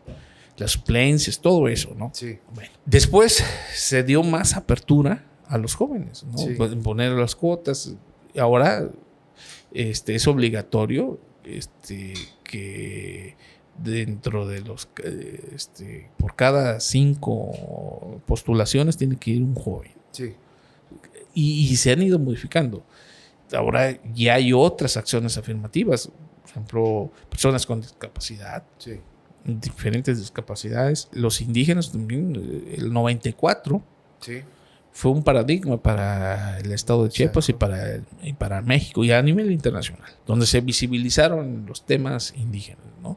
Y a partir de eso también se le reforzó el sistema democrático y ayudó a que se visibilizaran más las comunidades y los pueblos indígenas. Correcto. Y con ello tener más participación en el Congreso. Entonces se empezaron a determinar los distritos indígenas, ¿no? Municipios indígenas, y en eso el PRI ha sido un gran precursor. Muchos dicen, no, es que era una fuerza de la ciudadanía. Sí, totalmente de acuerdo. Si no hubiese existido la presión de ciudadana, pues muy difícilmente el partido hubiera tomado una decisión y apoyar estas causas. Pero, o sea, hubo esa voluntad política y se fue dando la apertura. Por eso digo, los avances democráticos que ha tenido el país han sido incluso en detrimento de la hegemonía política que había manejado el partido. Entonces, eso es muestra de la voluntad democrática, del espíritu republicano que tiene el PRI, y que por eso José Alberto Gordillo Flecha, tu amigo, gracias, sigue militando en el PRI. Sí. Oye, ¿y hacia dónde consideras tú que tiene que transitar el estado de Chiapas, hablando desde el aspecto democrático, participativo y plural en estos momentos? O sea, ¿cómo tú puedes observar lo que se viene? ¿Cuál es la exigencia que se debe considerar? Aquellos que desean participar de alguna manera o que quieren integrarse o aspirar a ejercer un puesto de elección popular. Es una pregunta muy interesante y una reflexión a su vez. Uh-huh. Tenemos una desprofesionalización de la política. Yo observo cada día gente que no es profesional de la política, que lo hace por oportunidad o que lo hace por una satisfacción personal, pero no tienen ni idea del ejercicio de la política. Y esto lo comenté hace algunos años ante unos grupos de jóvenes donde les dije, a ver, ¿qué quieren de la política? ¿Para qué creen que sirve la política? ¿Para estar colgados en un espectacular, en una manta, en un gallardete? ¿Qué los motiva a hacer política? A que vean que pueden andar con supercarros y que guaruras y todo un sistema burocrático a tu disposición y hacer lo que quieras. ¿Eso es? ¿O es el servir? Es correcto. ¿O es hacer mejor las cosas para tu comunidad, para tu ciudad, para tu estado, para tu distrito? ¿Qué es? Y yo acuñé hace muchos años una frase que dice el poder por el poder no es gobernar. El poder por el poder no es gobernar. O sea, buscar el poder solo por satisfacción. El poder para decir, o sea, soy diputado.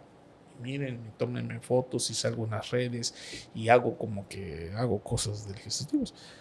Yo quisiera preguntar ahorita, y es oportuno, de los 40 diputados, y separo los 2 que tiene el partido, porque son cuenta aparte, los 38 diputados, de esos 38, ¿cuántas iniciativas han presentado? Ya. ¿Cuántas iniciativas han presentado? De los diputados locales. Vayamos a los federales. Uh-huh. De esos 500, ¿cuántos, o de la mayoría del partido en poder, cuántos han presentado ellos iniciativas que no vengan del Ejecutivo, que no vengan ya diseñadas para que se luzcan? No. ¿Cuántos han presentado una iniciativa, han hecho el consenso para que sean aprobadas y se logren aprobar en los congresos o en las asambleas legislativas? ¿Cuántos? ¿Qué han hecho por sus distritos? ¿Han hecho gestión? Van y tocan las puertas de todos los sectores para que puedan sus ciudadanos, sus votantes puedan recibir algo en reciprocidad. No sé, pero yo lo visualizo así, muy pocos. Muchos están entrampados en la parafernalia política y muchos están entrampados en el decir, soy diputado, soy presidente municipal, pero hasta ahí. Y son muy pocos, porque también sí lo hay, lo tengo que reconocer, sí, que dicen, soy diputado y quiero legislar, y quiero hacer esto, y quiero hacer lo otro, y están activos permanentemente. Sí, y eso es un aspecto que hay que considerar, porque al parecer ahí se puede ver desde las asociaciones civiles y desde aquellos que se dedican a precisamente estar en el trabajo social de manera permanente, pues no hay iniciativas que vengan del reclamo ciudadano muchas veces. O sea, son iniciativas para poder ejercer el poder.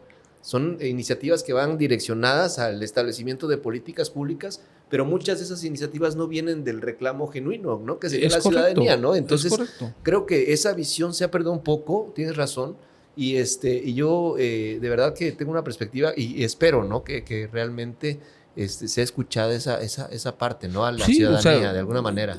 Que sea escuchada, o sea, cada día es más diverso. No es necesariamente que milites en un partido político, sino que tengas conciencia social, que tengas conciencia comunitaria y que eso sea traducido a una política pública o una legislación. El tema es que los aspirantes a gobernar el Estado, los aspirantes a dirigir sus municipios, tengan la verdad, una convicción por dejar una huella, dejar un legado. Hace muchos años que se dejó hacer política para trascender. Hoy se hace política para circunstancial, o se hace política para elevar el ego, para elevar nuestras cuentas bancarias. Muchos así lo hacen. Hubo una época donde había los presidentes municipales, se le preguntaba, ¿qué quieres hacer? No, pues yo quiero hacer mi parque. Y hacían su parque. Quizá no era la primera necesidad del municipio, pero hacían su parque y trascendían. Decían, y muchos, si te das una vuelta a muchos municipios de aquí del estado, les preguntas, oye, y fulanito, pues se hizo el parque y hizo esto, o sea, y lo recuerdan bonito porque dicen, bueno, hizo su parque, hizo sus calles, hizo su drenaje, hizo una o que otra cosa, una o que otra obra. Y ya con eso pasó y trascendió y quedó satisfecho. Y lo hicieron. Pero ahora vemos municipios, presidentes municipales, que llegan y nada más llegan al negocio, ¿no? Y ver qué pueden disponer de las arcas públicas, cómo las pueden utilizar. Y no hacen obras de trascendencia. Se dedican a dar dádivas, a dar programas sociales y cosas así, que no dejan una huella permanente. Y ves cada vez menos obra pública, o la que la ves muy deficiente. Sí. Les vuelan los presupuestos. No, se les vuelan los domos, cosas de ese tipo, ¿no? O sea, sí, ya. Entonces, sí, definitivamente. Cosas de ese tipo, ¿no? O sea, no pasan nada. Sí. Cada gobierno antes imprimía y tenía algo insigne, ¿no? Decían, dejó un aeropuerto, dejó una carretera, dejó hospitales, dejó instancias infantiles, dejó un seguro popular, dejó un programa Solidaridad, dejó Procampo, dejaron esto. Decías, esto, pues, aunque no era la perfección, era perfectible. Sí.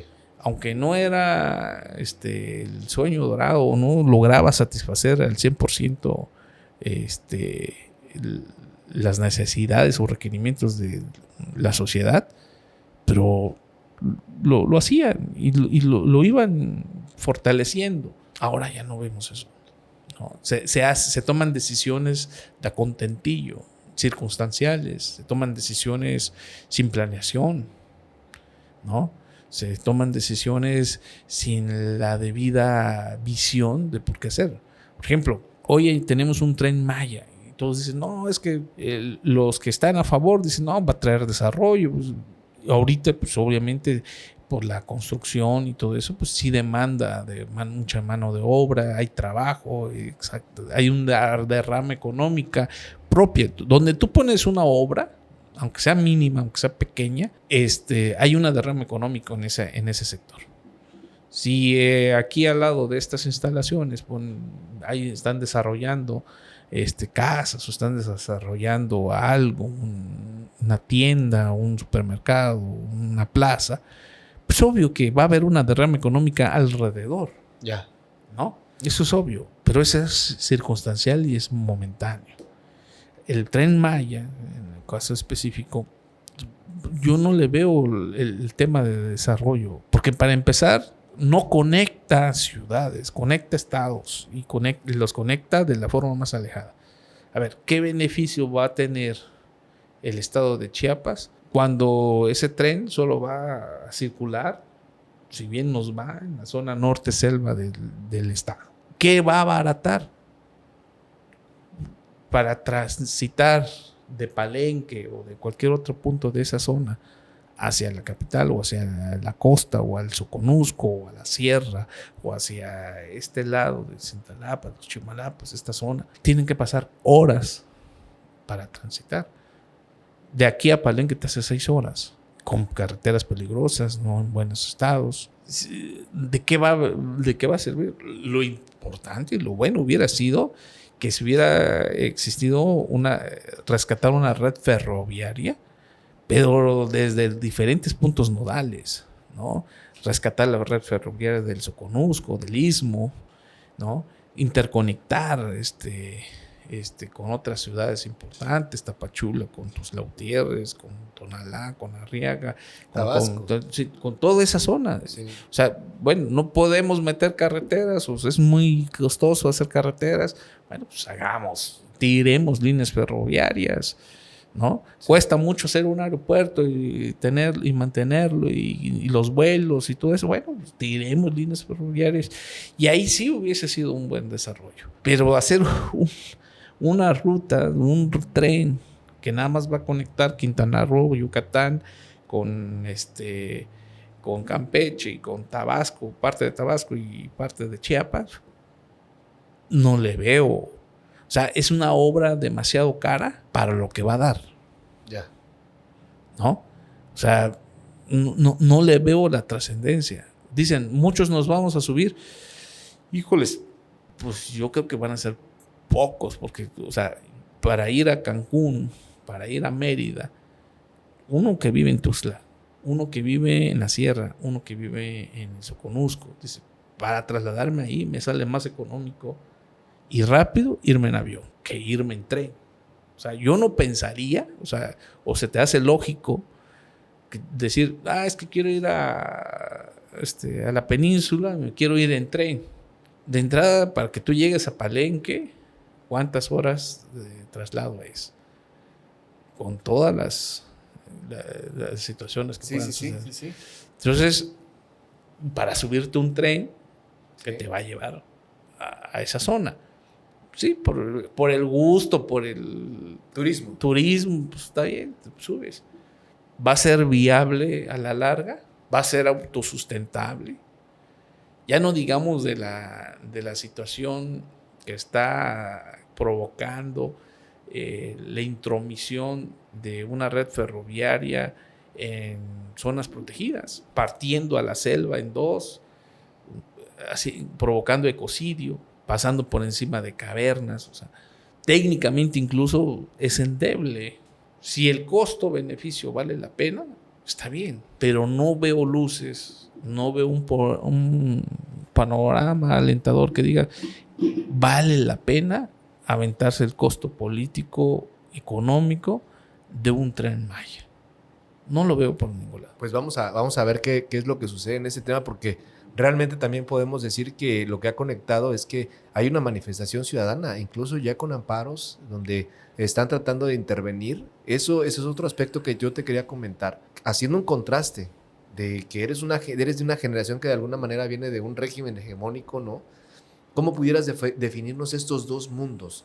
El de la participación política dentro de un régimen hegemónico y dentro de un mundo que de alguna manera pues ya trascendió a esta cuestión de los derechos humanos. Bueno, ahora tenemos más contrapesos, o por lo menos tenemos más contrapesos en regla y ya por obligación. Sí. Antes eran contrapesos, pero eran contrapesos consabidos, contrapesos de letras no escritas.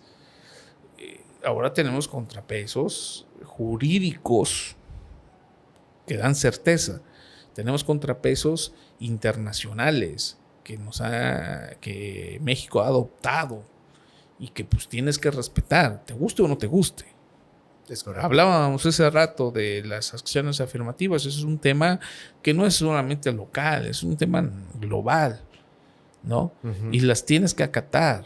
Te gusten o no te gusten, te parezcan o no te parezcan, sean viables o no sean viables, las tienes que acatar, ¿no? Lo mismo sucede con los derechos humanos y con la protección de los derechos de los demás, ¿no? Ahora tenemos herramientas, tenemos esos contrapesos. A mí me da gusto tener una Suprema Corte de Justicia que haga los contrapesos. No siempre estoy de acuerdo en sus decisiones, pero hace ese contrapeso, ¿no? Toma una decisión jurídica sobre un asunto y reivindica los derechos de muchas personas, ¿sí? Uh-huh. Para poder solucionar un asunto en particular.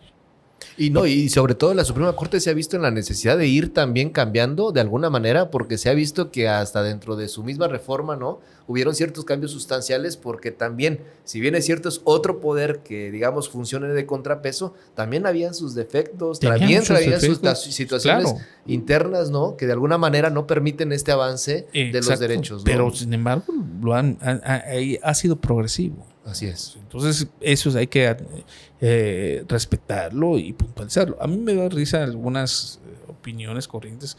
Hoy en el mediodía veía, no tengo bien el dato, de un youtuber o una persona de redes sociales en Twitter que presumía, y es una persona pro 4T, ¿no? Ajá. Y en sus comentarios veo que denosta a la ministra Piña y que denosta a la Suprema Corte, y etcétera, etcétera, etcétera. Y repiten el mismo discurso del presidente. Y hoy me dio risa. Le iba yo a poner ahí esa reflexión. Le dije, ahora sí te funcionó el sistema judicial. ¿Qué hizo? Y a mí se me hace ya un absurdo, pero bueno, en el fondo y en lo jurídico tiene razón. Un servidor público no te puede bloquear de sus redes sociales. Y la Corte decidió, o sea, el tribunal con el que acudió, un tribunal colegiado de seguro, fue, él tramitó un amparo. Y el tribunal le dijo que sí tenía la razón. Porque ningún funcionario público, por ser funcionario público, si su página, su homepage, les dicen, sí, ¿no? Su homepage, ajá. Si su cuenta de Twitter es como servidor público, no puede cancelarte, no te puede bloquear, no puede transmitirte la información. Y él alegó eso, ¿no? Es algo pírrico, la verdad, o sea, me daba risa, pero en el fondo tienes la razón. O sea, no me puedes bloquear. Uh-huh. Pero lo hizo contra una delegada de la Ciudad de México, específicamente contra Sandra Cuevas, que lo bloqueó. ¿Por qué lo hizo? Quién sabe. Pero el caso es que lo bloqueó. Y en eso tiene razón él, ¿no? O sea, no me puedes bloquear. Pero lo hacen en una fiesta, así como un gran logro. Y dices, híjoles, movió todo un aparato de justicia solo para que lo desbloqueen. Parece pírrico, pero en el fondo tiene una gran trascendencia. Claro. Pero ¿a qué vamos ante eso? Si no hubiera un sistema de contrapesos, si no hubiera un sistema de derechos humanos, si no hubiera un sistema progresivo en el sistema judicial y en el sistema jurídico, este tipo de cosas no sucedieran. No hubiera pasado antes. No hubiera pasado antes. Y se quejan de que hubo un contrapeso al negarle la posibilidad, no negarle la posibilidad. Lo que hizo la Corte es declarar inconstitucional, pasaron el régimen de la Guardia Nacional a un mando militar. Punto. ¿Por qué? Porque es una convicción civil, es un órgano civil y habían los fundamentos constitucionales para declararlo constitucional. Eso no quiere decir que no el ejército pueda hacer acciones de seguridad. Eso no quiere decir que la Guardia Nacional desaparece o pierde su esencia. No, simplemente va a estar bajo el mando de la seguridad pública. Punto. Lo que han querido desvirtuar esa resolución. Pues fue un ejercicio de contrapeso. Estamos en espera, en el análisis que están todavía, de dos cosas trascendentes. Uno, el INAI. Así ¿no? es.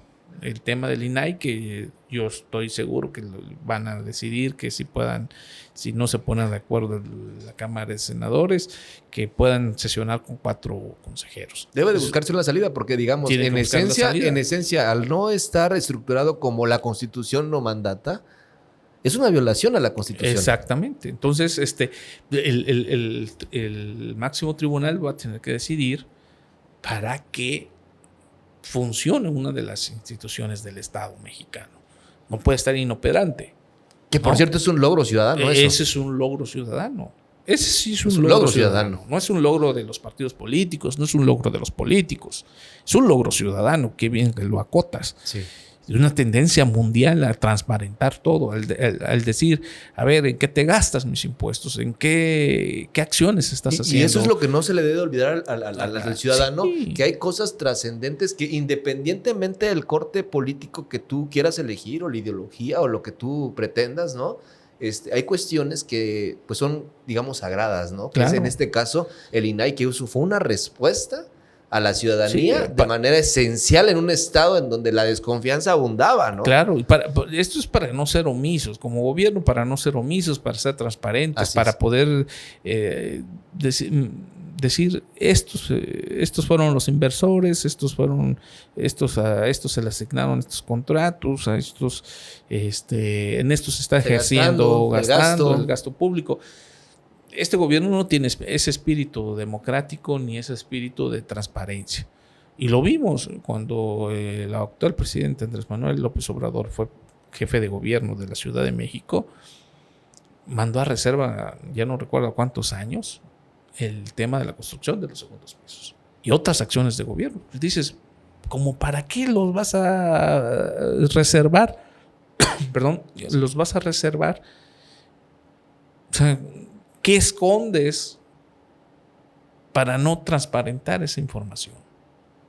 Y es donde te van empezando. Si tú empiezas a ocultar algo, creas suspicacias y das lugar a la especulación. No, y seguramente habrá un sector de la sociedad que no esté de acuerdo precisamente con ese tipo de prácticas y que lo llevarán en su momento a... Por eso es un logro ciudadano. Eso es de los grandes logros ciudadanos, de los grandes logros sociales que se han hecho. Y que se han institucionalizado en el país. Entonces, no puede ser regresivo en ese tema, ¿no? No vemos una marcha y no se toca, ¿no? No. Pero si hay en el colectivo que se tiene que ser más transparente. Cada día se tiene que ser más transparente. Con prácticas más transparentes. Por cierto, el último, si no me equivoco, el próximo 31 de mayo, el doctor Osvaldo Chacón Rojas deja la presidencia del IEPC. ¿Cuáles son de alguna manera pues asignaciones pendientes que debería de atender de manera prioritaria esta nueva presidencia que ya vemos cerca, ¿no? El IPC pasó por una etapa oscura en el 2014, 2015, donde el no atender correctamente disposiciones principalmente de acciones afirmativas, en el no tener el manejo transparente de las decisiones de los ciudadanos a través del voto, provocó que hubiera una crisis institucional al interior de ese instituto y que el INE haya tomado la determinación de cesar a todo el consejo y convocar a uno nuevo, que finalmente fue lo que se hizo. El doctor Osvaldo Chacón llegó en un momento insigne, en un momento crítico a esa institución que necesitaba de verse con más confianza hacia la ciudadanía y verse más confiable, más transparente. Y el prestigio del doctor Chacón, en su prestigio académico, logró algo, ¿no? Logró levantar el vuelo de ese instituto y mantenerlo alejado del tema político, del tema que salpicara la corrupción o las otras cosas. Esa parte la trascendió. Hay muchos pendientes. Se necesita más reforzar la confianza ciudadana, las acciones afirmativas, darle... yo no estoy en contra de las acciones afirmativas, soy un precursor de las acciones afirmativas y las abandero. A lo que yo he hecho hincapié en las sesiones del Consejo General y en los trabajos de las comisiones es cómo hacer efectivas esas acciones afirmativas, cómo traducirlas para que operativamente sean viables y no pongamos una especie de camisa de fuerza en las decisiones políticas de los partidos, porque finalmente los partidos políticos toman decisiones políticas. Es correcto. No son decisiones así, es que 1 más 2 son 2. No, o sea, son decisiones políticas. Y si les pones camisas de fuerza, rompes con acuerdos políticos, rompes con la posibilidad de consensos, la competitividad interna incluso. O sea, rompes muchas cosas. ¿Cómo hacerlo más viable, no? Ese es un tema, ¿no? Porque es un tema de reglamentación. Tema de reforma electoral, se tiene que efectivamente hacer una reforma electoral en el Estado donde se puedan hacer mejores cosas, ¿no? Por ejemplo, el tema de las listas plurinominales para el Congreso del Estado. Se quitaron las circunscripciones, que yo siento que era un error tenerlo así bajo ese esquema. Pero, por ejemplo, poder hacer rotativo quién encabeza y quién sigue. Por ejemplo, si en esta legislatura fue mujer la que empezó la lista, para la otra legislatura que sea hombre el que sigue, por ejemplo. Y así sucesivamente, ¿no? El chiste es llegar a los equilibrios. En el tema de materia indígena, por reglamento, en un lineamiento en la pasada elección, que sirvió solo para esa elección, se dispuso que los 3 primeros lugares de las listas de representación proporcional en cualquiera de esos lugares, pero entre los 3 primeros se tiene que poner una cuota indígena. Yo decía sí, pero el problema es que no lo podemos dejar a los primeros 3 porque quitas margen de maniobra, porque finalmente es una decisión política. No es que no quieras que tengamos representación indígena. Ahorita la diputada indígena por nuestro partido, la diputada Leticia, es un extraordinario cuadro y una extraordinaria diputada, pero acotas en el manejo interno de los partidos. Creo que en ese momento fue un exceso hacerlo así. Yo era de la opinión que dijeran en los 5 primeros números o escalones de las listas de representación proporcional se diera esa oportunidad. Entonces ya tienes un poco de margen para poder negociar al interior del partido y con los diferentes sectores de todo el partido. Entonces, eso es una visión, es una deuda que hay. ¿Cómo mejorarla? La otra, la acción afirmativa del tema de cuotas de género.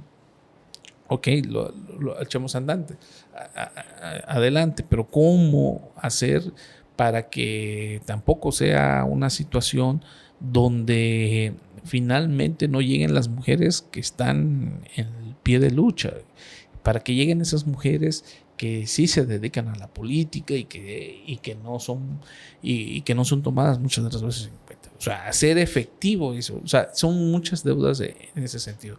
Traemos ahora, porque ya va a ser operante para la próxima elección, el tema de las cuotas por discapacidad. Así es. ¿No? Ahí pues, no podemos delimitar una discapacidad. O eso no es. Es correcto. O sea, se escucha cruel, pero ¿Cómo se va a calificar? ¿Cómo se va a calificar una discapacidad? Tienen derecho a participar, obviamente. Tienen derecho a participar. Sí. O sea, una persona que usa, como tu servidor, unos lentes, no lo uso por gusto. Ajá. Lo uso porque tengo una discapacidad, una disminución visual, ¿no? Y sin ellos no puedo hacer mi vida cotidiana de forma normal, Sí. ¿no? No, gracias a Dios no tengo pérdida absoluta de la vista, pero sí la tengo disminuida. Sí, son temas es una que se van a dar. Son temas que entonces, ¿cómo lo mides? Así es. ¿No? Con alguien que está en silla de ruedas, Así es. con alguien que no puede de plano. O sea, ¿cómo Contrastas, ¿no? ¿cómo lo contrastas? Entonces, se tiene que, de acuerdo a los criterios que tiene el propio CONAPRED, cómo echar a andar esas cuotas en materia de discapacidad, ¿no? Otra de las cuotas, tenemos muy poquita población, pero la hay afromexicana, que esa es otra cosa que yo nunca he estado de acuerdo, porque parecer que quieren dividir más al país, ¿no? O a las secciones. Yo nunca he hecho en lo personal, posiblemente haya personas que sí, pero yo nunca he hecho una diferencia entre un moreno de la costa y mi persona o la de otras personas. O sea, las veo iguales. Yo no distingo a las personas por el color de piel. Es correcto. Entonces, muchos de la costa, ¿no? O del Soconusco posiblemente, pero principalmente de la costa, tienen raíces afromexicanas. Es correcto, sí. Pero pues, muchos de ellos ni se asumen como tal, tienen los rasgos característicos, pero no por eso. Tengo amigos que le dicen el negro o fulanito de tal, entonces, y no lo hacen de forma despectiva, es simplemente una adjetivación, ¿no? Ajá. Pero bueno, no es con la finalidad de denostar. Ajá. Pero nunca se han sentido aparte, pues. Sí. Nunca se han sentido distintos. No dejan de ser chapanecos, ni dejan de ser mexicanos, ni dejan de ser Tonalá, de Arriaga o de algún otro municipio de la costa. No dejan de serlo. Sí. Entonces, yo no veo esa necesidad, pero bueno, se va a tener que contemplar. Hemos tenido presidentes municipales de esa zona con rasgos afromexicanos. O sea, hemos tenido diputados con esos rasgos. O sea, no ha habido ese problema. Yo no entiendo por qué se hizo ese problema. Pero bueno. De hecho, se va a trascender en caso de que logre llegar estas acciones afirmativas tal como va.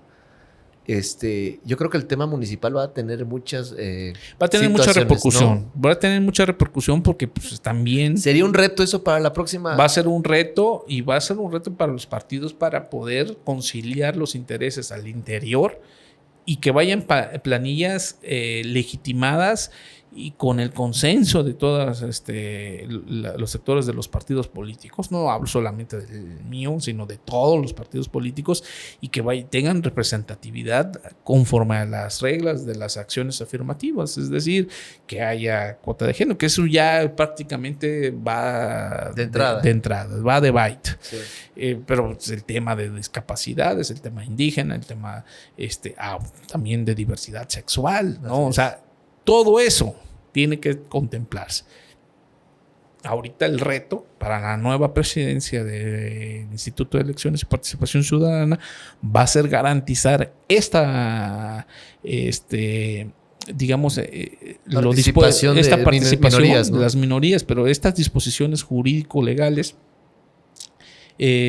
traducirlas y plasmarlas en la realidad para hacer una reglamentación efectiva y que no sea una camisa de fuerzas, o sea, sea de verdad un tema que sí se aterrice a la realidad. Sí. Porque si lo pensamos en un estado ideal, híjoles, vamos a encontrar muchos problemas en la conformación de las planillas, en el registro, etcétera, etcétera, etcétera. Pues estaremos muy pendientes, amigo Alberto Gordillo Flecha, de todas estas cambios y de todas las circunstancias que vienen en todo este proceso que ya viene en puerta y que ya vemos que se vienen formando, ¿no? Por último, yo quisiera, en nota de voz, en el programa tenemos una dinámica muy especial que antes de despedirnos, nos gustaría que nos dejes una nota de voz, que es como una reflexión final sobre el tema, de los diversos temas que acabamos de analizar. Y esto es para nuestras futuras generaciones. Es una especie de mensaje de voz que quieres que trascienda el día de mañana para los chiapanecos y para los ciudadanos actualmente. 2 cosas muy puntuales. Una, tenemos que ser aspiracionistas. Es válido, es necesario. Tenemos que cambiar nuestro entorno. Tenemos que cambiar muchas cosas. Y eso solo lo logran los aspiracionistas, los que quieren más, los que quieren buscar mejores condiciones, no solo en lo individual, sino para su familia, para sus cercanos, para sus amigos, para su comunidad, para su colonia. No vayamos lejos. Para su propia calle, para su propia cuadra donde viven, o su propia ranchería, donde vivan, ser aspiracionistas. Es decir, quiero más. Pero quiero más para mejorar yo y mi entorno y yo. Quiero más porque lo merezco, porque de esa manera puedo ofrecer más a los demás. La mediocridad no debe de ser un tema que debe estar inmerso, no, es querer más. Pero el ejercicio de querer más va también con una corresponsabilidad, es ejercerlo de forma responsable. Y el otro punto, lo que dije, el poder por el poder no es gobernar. Si buscamos los jóvenes, o lo buscan los jóvenes, una aspiración política que sea para servir, que sea la oportunidad de poder también cambiar los paradigmas y poder transformar su entorno, la sociedad, poder transformar el lugar de sus orígenes. Entonces, que vean en la política la herramienta efectiva para que logren satisfacer las necesidades de sus lugares de origen y puedan a su vez poder responder a lo que la propia sociedad les ha proporcionado. Pues muchas gracias, amigo. La verdad que para mí fue un placer que me hayas acompañado el día de hoy. Por favor, ¿tienes redes sociales? ¿Cómo te pueden encontrar en redes sociales? Tengo ahorita nada más habilitado el Twitter. Okay. Después de la elección, tomé la decisión de suspender mi cuenta de Facebook. Una cuestión de como de terapia mental. Desestrés, ¿no? Sí, desestrés. O sea, estábamos muy saturados. Entonces, nada más recientemente reactivé mi cuenta o activé, más bien dicho, mi cuenta de Twitter, que es Beto Flecha. Okay. Así me pueden encontrar, ¿no? @Beto Flecha. Ese es mi Twitter. Esa es la única red social. En su momento pues voy a expandirme. Vamos a estar esperando porque la verdad hay cosas muy interesantes que tienes que compartir. Y bueno, amigos, esto ha sido todo por hoy. Recuerden que a nosotros nos pueden encontrar como Lic Fabián Cristi. Te agradezco todo el tiempo que has estado acá escuchando. Esperemos regresar al próximo episodio con más temas que son trascendentes para el Estado, para el país, para la sociedad, para la ciudadanía, tratando de influir un poco en las ideas o digamos que difundir conocimiento de alguna manera. ¿No? Te agradezco mucho, amigo. Muchas gracias. Te agradezco infinitamente. Ha sido una plática, una charla muy enriquecedora. Tú no me has permitido precisamente reflejar mi yo. No, muy pocas veces me muestro como tal y muestro cuál es mi esencia, y gracias por permitirme esa parte. No, te agradezco, amigo. Muchas gracias, amigos. Nos vemos para la próxima.